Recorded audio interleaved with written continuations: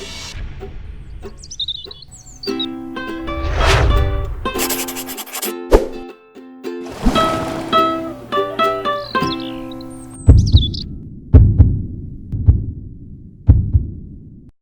noite a todos. Boa noite. Hoje, 27 de abril de 2018, nós estamos reunidos para estudarmos o Evangelho segundo o Espiritismo. Vamos iniciar pela leitura do livro Caminho, Verdade e Vida, mensagem de número 107, intitulada Vinda do Reino. É uma citação de Lucas, comentário do nosso querido irmão Emmanuel, e a leitura será feita pela nossa querida irmã Maria Luísa. Então, eu vou começar lendo aqui da Bíblia essa passagem. Vocês sabem que os fariseus estavam sempre ali instigando Jesus, provocando Jesus, não é? Então, em Lucas tem assim, a vinda do reino. Interrogado pelos fariseus sobre quando chegaria o reino de Deus, respondeu, né? Jesus respondeu: a vinda do reino de Deus não é observável. Não se poderá dizer, ei-lo aqui, pois eis que o reino de Deus está no meio de vós. Foi a resposta que ele deu aos fariseus. Aí vamos ver o que é que o nosso irmão querido Emmanuel nos fala sobre isso. O reino de Deus não vem com aparência exterior. Lucas 17, 20. Os agrupamentos religiosos no mundo permanecem quase sempre preocupados pelas conversões alheias. Os crentes mais entusiastas anseiam por transformar as concepções dos amigos. Em vista disso, em toda parte somos defrontados por irmãos aflitos pela dilatação do proselitismo em seu círculo de estudo. Semelhante atividade nem sempre é útil, porquanto em muitas ocasiões pode perturbar elevados projetos em realização. Afirma Jesus que o reino de Deus não vem com aparência exterior. É sempre ruinosa a preocupação por demonstrar pompas e números vaidosamente nos grupos da fé. Expressões transitórias de poder humano não atestam o reino de Deus. A realização divina começará no íntimo das criaturas, constituindo gloriosa luz do templo interno. Não surge a comum apreciação, porque a maioria dos homens transitam semicegos através do túnel da carne, sepultando os erros do passado culposo. A carne é digna e venerável, pois é vaso de purificação, recebendo-nos para o resgate preciso. Entretanto, para os espíritos redimidos, significa morte ou transformação permanente. O homem carnal, em vista das circunstâncias que lhe governam o esforço, pode ver somente o que está morto ou aquilo que vai morrer.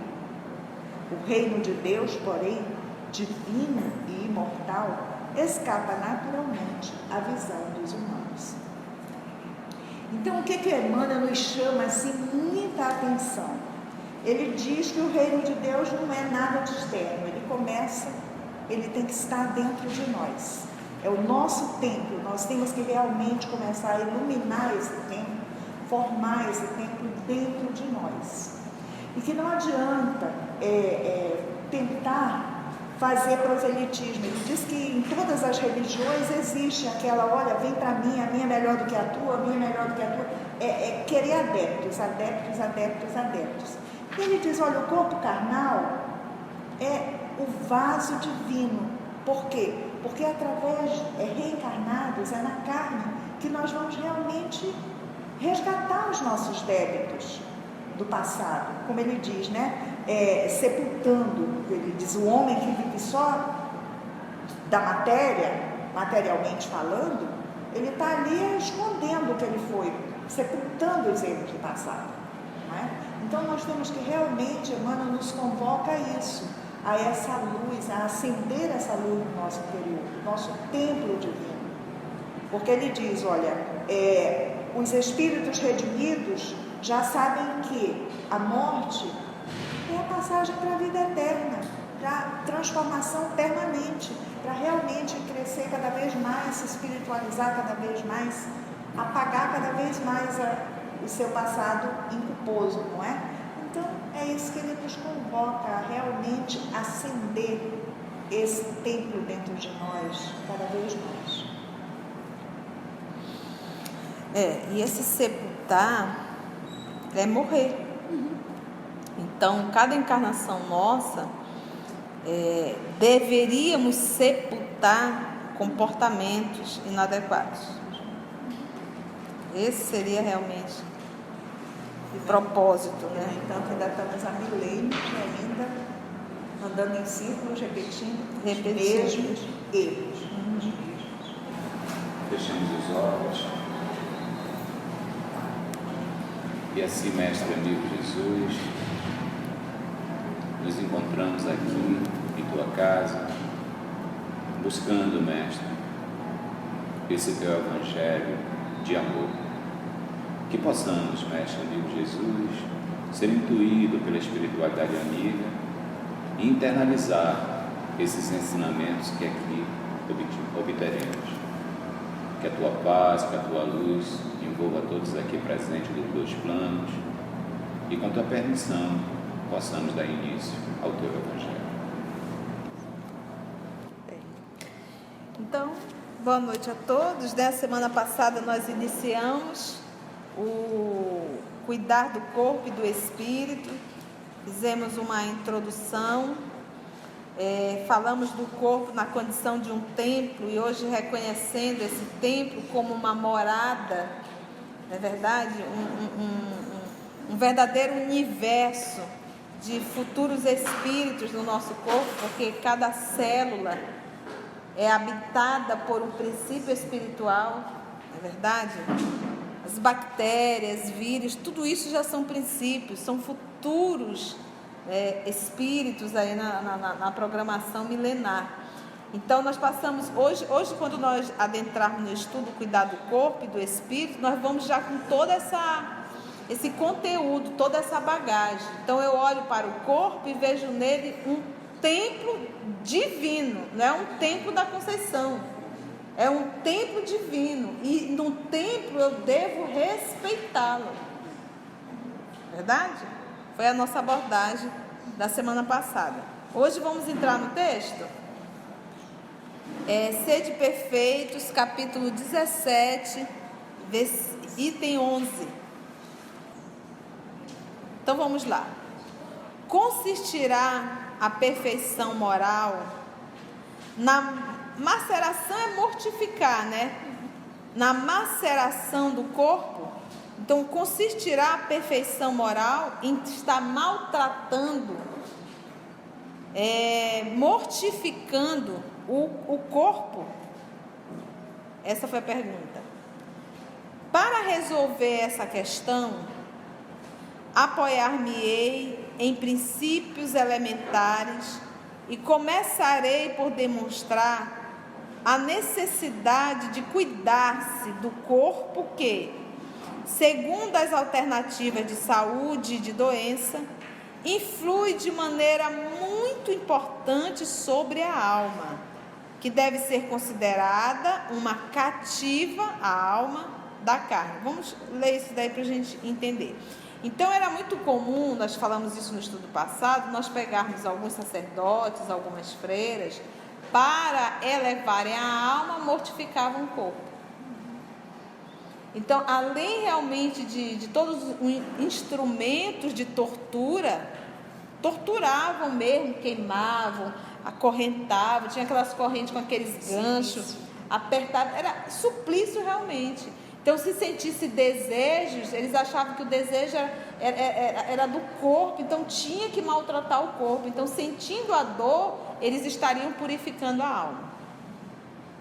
Então, o Kardec inicia, na verdade é o George, espírito protetor, ele inicia a fala dele, cuidar do corpo e do espírito, fazendo essa pergunta: consistirá a perfeição moral na maceração do corpo? Hoje eu poderia dizer, eu jejuar o dia inteiro, passar o dia com fome, dando chilique, isso vai fazer bem à alma? Entendeu? Eu subi a escada 1000 andares. Vai fazer bem para a alma? Você está entendendo? Então, esse movimento de evolução moral é uma condição de conduta moral e não de atitude física. Não adianta eu passar fome a segunda-feira inteira e na terça-feira continuar com as mesmas atitudes deletérias.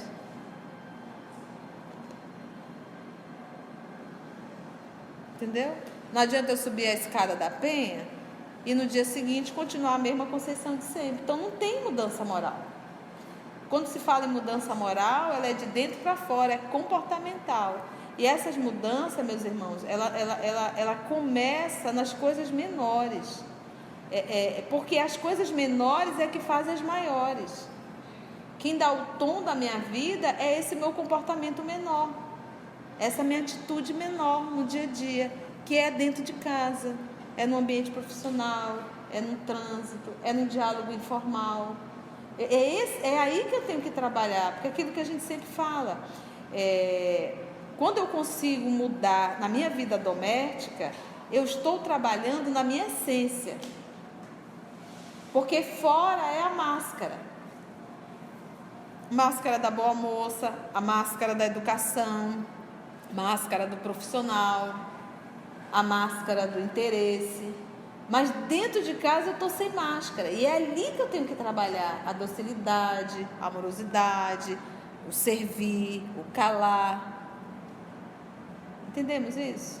E ali eu estou trabalhando na essência. Então, nós só iremos realizar grandes mudanças quando nós começarmos nessas pequenas mudanças.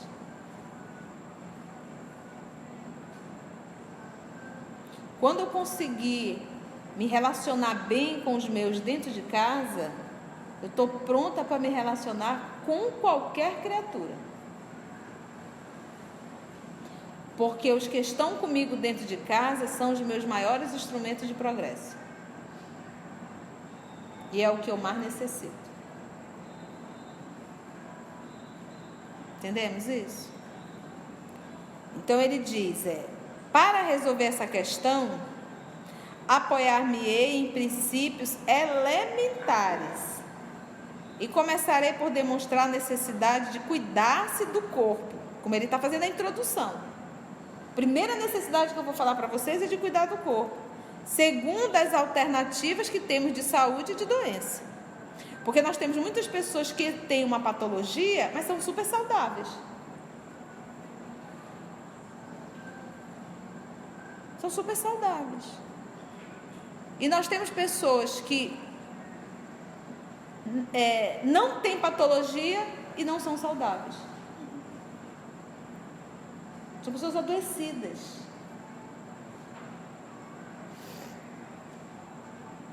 Influi de maneira muito importante sobre a alma, que deve ser considerada cativa da carne. Então, o que ele coloca? Segundo as alternativas de saúde e de doença, influi de maneira muito importante sobre a alma, que deve ser considerada a alma cativa da carne. O que é cativa? Presa, prisioneira da carne. Então, quando a alma, que é o espírito encarnado, está encarnado no corpo, ela é cativa da carne, ela é prisioneira da carne. E para nós, espíritos da terceira ordem, em que a matéria exerce sobre nós toda uma influência, aí é que nós somos cativos mesmo. Se pega um espírito que não é tão... Vou dar uma explicação. Vamos pegar mesmo uma cela, tá? Vamos pegar uma cela. Se de repente eu coloco uma Conceição lá, ela vai ficar presa. Ela não sabe, ela não tem como sair dali. Mas se pega um espírito de ordem superior, ele pode até estar na cela, mas ele não está preso. Entendeu? Ele não está preso. Porque psiquicamente ele não se vincula ao ambiente. Nós, quando nós estamos na carne, nós assumimos a carne totalmente. Tanto é que eu digo meu espírito. Eu não digo eu espírito. É como se o corpo fosse dono de mim, meu espírito. E não digo eu espírito temporariamente habitando o corpo físico. Se o corpo físico grita fome, tu sai atropelando todo mundo para comer, ou tu fica num mau humor insuportável, ou fica desmaiando, fica dando chilique. O corpo, você está aprisionado nele e escravizado a ele, entendeu? Para que essa prisioneira, que é a alma, né? Prisioneira viva. Então, a primeiro momento ele diz que a alma é uma prisioneira do corpo. Então ele diz, para que essa prisioneira, que é a alma, viva, prisioneira viva, se divirta e chegue mesmo a conceber as ilusões da liberdade, tem um corpo que está são, disposto e forte. Imagina você, quando você é alma, você não está limitado a 5 sentidos. Então aqui, quando eu estou encarnada, eu só enxergo pelos olhos, e o meu já é deformado, porque eu tenho defeituoso, porque eu tenho que colocar o óculos, eu não enxergo nada.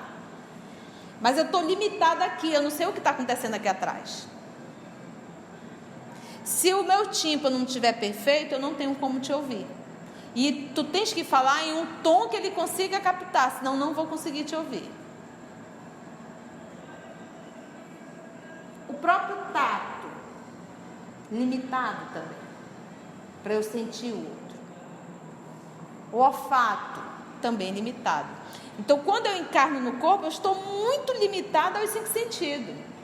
A minha vida de espírito, eu não estou limitada a 5 sentidos. Eu não enxergo por aqui, eu enxergo a 360 graus. Eu não escuto por aqui, eu escuto 360 graus. E eu não falo por aqui. Eu não necessito de, nem muito menos do ar que leva o som, porque a conversa com o espírito, a fala do espírito, a comunicação do espírito, não é de vocabulário. E eu não preciso estar próximo da pessoa para conversar. Aonde essa alma estiver, eu posso me comunicar com ela. E quando eu encarno, eu perco tudo isso.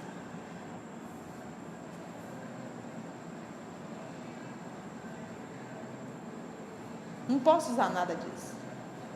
Nenhum desses recursos. Eu fico limitada aos 5 sentidos. Por isso que ele diz, essa prisioneira, para que ela se sinta viva, se divirta e conceba mesmo as ilusões da liberdade, o corpo tem que estar ação. Tem que estar ação. Aí tu imagina, eu já estou só nesses 5 sentidos. Se eu vier mudo,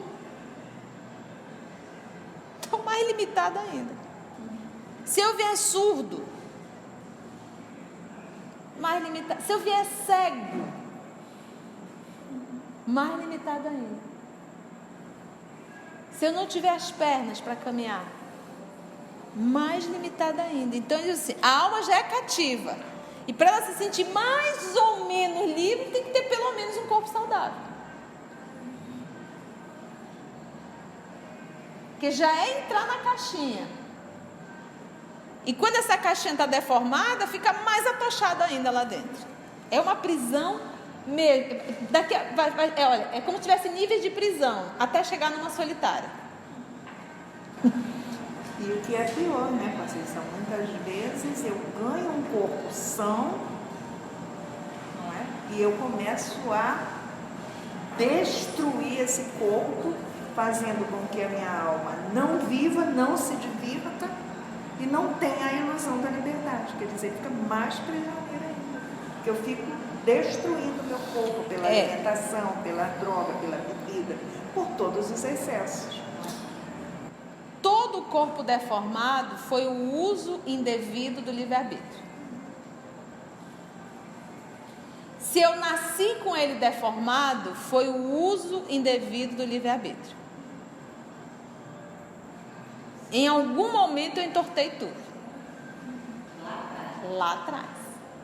Porque quando o papai dá um corpo para o filho, ele dá perfeito. Quem entortou, quem deformou, foi o livre-arbítrio do homem. O papai não constrói corpos deformados. O corpo deformado é o uso indevido do livre-arbítrio. Quando Deus criou a lei do livre-arbítrio, ele mesmo colocou limites para ele. Ele não interfere. Ele não interfere. Mas ele também colocou a lei da ação e reação. A plantação é livre, a colheita é obrigatória. Você colocou que Deus nunca interfere, né, nesse livre-arbítrio. Mas o nosso livre-arbítrio ainda não é relativo. Nós ainda temos uma interferência de Deus nesse livre-arbítrio. Sim, tem uma interferência, mas assim, quando a gente fala ele não interfere no livre-arbítrio, vamos pegar o nosso Paulo de Tarso. Jesus não foi lá, deu uma chamada, e a partir desse momento ele deixou o quê? Livre. Ele não vai estar todo tempo parecendo, ei, olha o que tu está fazendo, ei, olha o que tu está fazendo. Não vai. Da mesma forma que ele não fez com a humanidade terrena. Lembra de Jesus? Lembra daquele encontro dele com o soldado romano? Que ele disse, se eu quisesse, eu pediria a meu pai, ele enviaria uma legião de anjos. Mas o que o meu pai quer é que eu me entregue aos judeus, respeitando o livre-arbítrio daquela coletividade. Quando a gente diz que ele interfere, é assim, Augusto, a lei dele já é uma interferência. A lei do quê? Ação e reação. Então ele tem a lei do livre-arbítrio, porque ele faz a lei, ele cria a lei e a lei age. Tu tem a lei do livre-arbítrio? Tem, mas de contraponto tem a ação e reação. Tudo que tu fizeres vem para ti mesmo. Ela é relativa lá no iniciozinho, que é 100% não tem livre-arbítrio. À medida, está lá no livro dos Espíritos, à medida que o homem vai desenvolvendo a consciência, a intelectualidade, a consciência de si mesmo, o livre-arbítrio vai sendo solto. O livre-arbítrio vai sendo solto. Ele está 100% com a gente? Não, 100% não. Por quê? Porque nós não temos ainda a condição. Mas esse 100% como diz assim, a lei ainda é pesada. A lei da ação e reação, que é resultado do quê? Das nossas atitudes. Não tem aquele caso assim, que a pessoa está contando, aí eu ouvi. Aí a pessoa está contando. Aí a providência divina diz assim, vou tirar essa pessoa antes que ela se enrole mais. Por amor. Interferiu, né? Interferiu, por amor. Por amor. Por amor. Por amor. Ele interfere. Mas essa interferência não foi na atitude. Essa interferência foi tirar. Ele não interferiu na atitude. Olha, você não vai fazer isso. Livre-arbítrio é isso. Olha, você não vai fazer. Você vai fazer o que eu quero. Ele não fez esse movimento. O que ele fez? Ele tirou. Ele tirou da escola. Mas ele não interferiu na atitude. Ele só, vendo como a criatura estava indo, porque interferir no livre-arbítrio é eu quero que tu mude e tu vai mudar. Faz isso. Isso seria interferir no livre-arbítrio. O que ele fez? Ele tirou a oportunidade. A oportunidade do quê? Do outro arrumar mais encrenca. Do outro arrumar encrenca. Aí ele tirou. Então, tem o livre-arbítrio? Tem limitado. Quando ele percebe, ele vai lá e tira. Mas ele não faz isso com todo mundo, não. Ele não faz isso com todo mundo, não.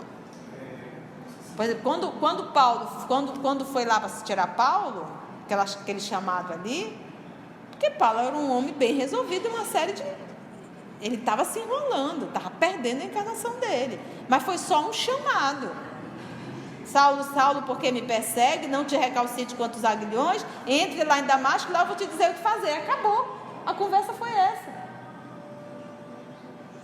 E ele poderia ter mudado toda a história dele, poderia não ter seguido. Então, como posso dizer, é uma intercessão. Vamos parar aí? Não terminamos, né, gente? Nem o primeiro parágrafo. Então, agradecemos a Jesus por mais esse encontro. Até o próximo estudo.